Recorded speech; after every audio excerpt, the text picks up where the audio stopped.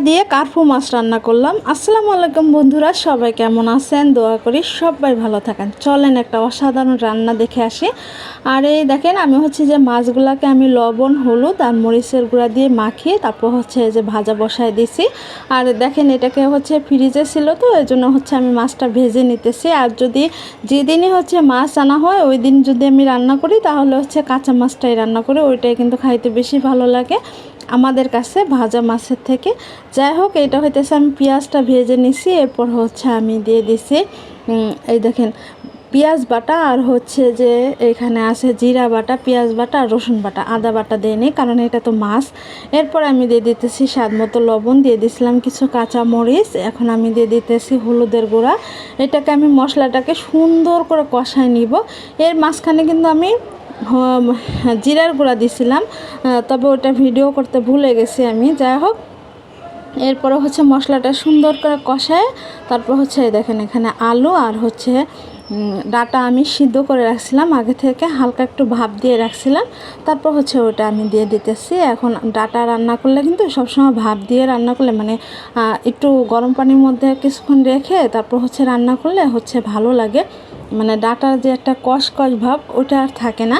আর ডাটাগুলোকে যে ছোট করে আমি সবসময়ের জন্য কাটি, যাতে তরকারির সাথে দেখতে ভালো লাগে। আর এই তরকারিটা এত মজা হয়েছিল, অনেক মজা হয়েছিল। আর এরকম ঝোল তরকারি খাইতে কিন্তু আমাদের কাছে অনেক ভালো লাগে।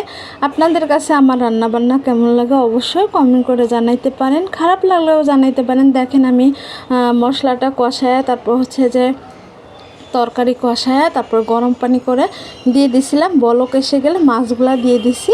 এখন আমি দেখেন ভাজা পেঁয়াজ দিয়ে দিছি। আর এখন আবার একটু ভাজা জিরা দিয়ে দিলাম, ভাজা জিরার গুঁড়া। এটা কিন্তু খাইতে স্বাদটা আরও বেশি বাড়ায় দেয়। এই দেখেন আস্তে আস্তে কিন্তু ঝোলটা কমে যাচ্ছে। তা তরকারি রান্নাটা কেমন লাগলো অবশ্যই জানাবেন। আর এরকম সুন্দর সুন্দর ভিডিও পেতে হলে আমার পেজটা ফলো করেন, আমাকে কমেন্ট করেন, আমাকে লাইক করেন। আর ইউটিউবে যারা দেখতেছেন তারা সাবস্ক্রাইব করে দিবেন। যাই হোক, সবাই ভালো থাকবেন। আমি আপনাদের জন্য অনেক অনেক দোয়া করি, সবাই ভালো থাকেন। আমার ভালোবাসার মানুষগুলা, আপনারা যারা আমাকে ভালো ভালো কমেন্ট করেন, আমার কিন্তু দেখে অনেক ভালো লাগে।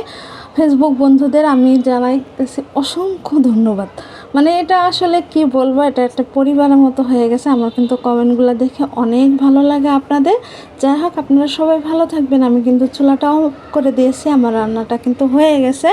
দেখেন কালারটা কি সুন্দর হয়েছে। ও আচ্ছা বলি, এটা ভিতরে কিছু শাক থাকে না, কচি কচি যে শাকগুলো, ওইগুলো আমি দিয়ে দিছিলাম।